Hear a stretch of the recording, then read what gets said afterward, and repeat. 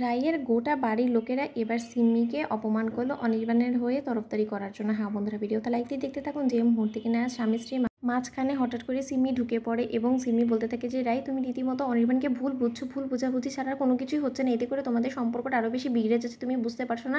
আমি বুঝতে পারছি যে তোমার এখন মাথা গরম, তোমার মেয়ের টেনশনে তুমি রীতিমতো আর কোনো কিছু ভাবতে পারছো না, কিন্তু তাই বলে তুমি একজন বাবাকে কী করে অপমান করতে পারো বলো তো? আর যাই হোক না কেন, ও তোমার সন্তানের বাবা, সেটাই বা তুমি কী করে ভুলে যাচ্ছ বলো তো? অন্যদিকে স্রোত বলে থাকে যাচ্ছে, সিমিদি তুমি আমাকে একটা কথা বলো তো, তুমি এর মাঝখানে কথা বলার কে? তুমি দেখছো যে স্বামী স্ত্রীর মাঝখানে একটা অশান্তি সৃষ্টি হয়েছে এবং এই অশান্তির মাঝখানে তোমার না বললেও কিন্তু হতো। অন্যদিকে এই কথা বলা মাত্র রায়ের দাদাভাই বলতে থাকে যে এই যে সিমি নাকি তোমার যাই নাম হোক না কেন, তুমি একটা কথা বলতো, তুমি সবসময় কেন ওদের মাঝখানে ঢুকে পড়ার চেষ্টা করো বলো তো? তুমি একটা জিনিস তো খুব ভালো করে বুঝতে পারছো যে সবে থেকে তুমি ও বাড়িতে ঢুকেছো তবেই থেকে রাই এবং অনির্বাণের মাঝখানে একের পর এক অশান্তি লেগেই রয়েছে এবং এতে করে ওদের সম্পর্কে আরও বেশি অশান্তির সৃষ্টি হচ্ছে এবং ওদের সম্পর্কে দূরত্ব বাড়ছে। সেই সকল কিছু জেনেও তুমি ওদের শুভাকাঙ্ক্ষী হওয়ার মিথ্যে অভিনয়গুলো করে তুমি রীতিমতো অনির্বাণের কাছে একটা প্রশংসার পাত্রী হয়ে উঠতে পারবে, কিন্তু আমার বোনের কাছে কোনোদিনও তুমি ভালো মানুষ হয়ে উঠতে পারবে না, কারণ আমার বোন তোমার আসল চেহারাটা বুঝতে পেরে গিয়েছে, জানো তো?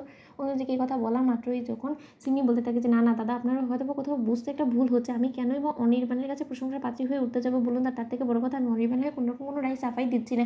আমি শুধু এতটুকু বলার চেষ্টা করছি যে কাল গোটা রাত অনির বাড়িতে ফেরেনি এবং তার পরবর্তীতে ও আজ সকালে ফেরা মাত্রই যখন শুনেছে তোমার মেয়ের অসুস্থতার কথা, তখনই কিন্তু ও রীতিমতো পাগলের মতন ছুটতে ছুটতে এখানে এসেছে। অন্যদিকে রাই বলতে থাকে যে ও রিয়েলি সিমি, তাহলে এর মাঝখানে তুমি কোথা থেকে চলে এলে বলো তো? তোমার তো অনির্বাণের সঙ্গে আসা কোনো মতো কথা না, যদি তুমি এবং অনির্বাণ একসঙ্গে নাই থেকে থাকতো, কারণ তোমার তো সকালবেলা অফিসে যাওয়ার থাকে তাই না? তাহলে কি আমি ধরে নেবো যে তুমি আজও অফিস কামাই করেছো? না। অন্যদিকে সার্থক বলতে থাকে যে নাকি আমার কেন জানি না দিদিভাই মনে হচ্ছে যে ও হয়তো বা কোনো মতো কোনো অফিসে চাকরি করে না, কারণ তুমি একটা জিনিস ভেবে দেখো না, কালও সে অফিস গ্যাপ দিল, আজও সে অফিসে যায়নি, তাহলে এরকম করে রোজ রোজ যদি অফিস কামাই করে একটা এমপ্লয়ি, তাহলে কোন অফিসেই বা আছে এরকম এমপ্লয়িকে রাখবে?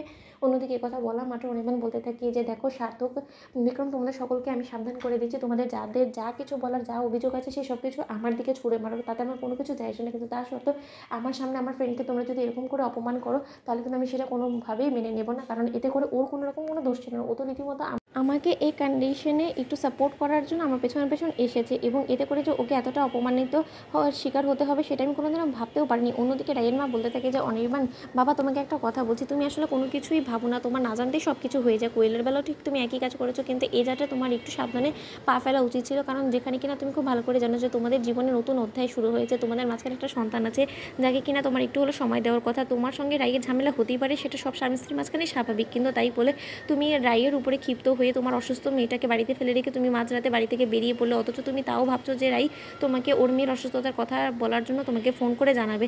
কেন বাবা, তোমার যদি তোমার মেয়ের প্রতি এতটাই দায়িত্ব থাকতো তাহলে তুমি একবার নিজেও তো ফোন করতে পারতে। তো বন্ধুরা, লাইক এবং শেয়ার সাবস্ক্রাইব করতে ভুলো না।